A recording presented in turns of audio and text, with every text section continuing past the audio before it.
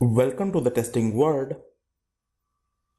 Now we are going to understand few database related commands. First command in which we are going to show all the databases. I'm moving to the query browser. Here we are having the different databases. As of now, I have 5 schema or databases, but we can have many. By the command, I want to see what all the databases I am having. So the command is show databases, and here semicolon is not mandatory.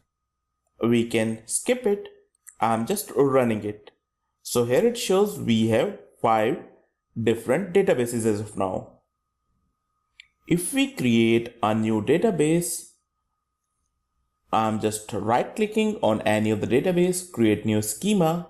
So I have already updated you. Database and the schema are same. I'm creating a schema with the name ABC. Just click on OK. So one more schema is created over here. If I'm running this command again, I'm just running the show databases. So here it shows 6 databases. Now we are getting the entry of the ABC as well. So by this show databases command, we can see all the databases or schema we are having. That's all we have. Thanks for watching this video.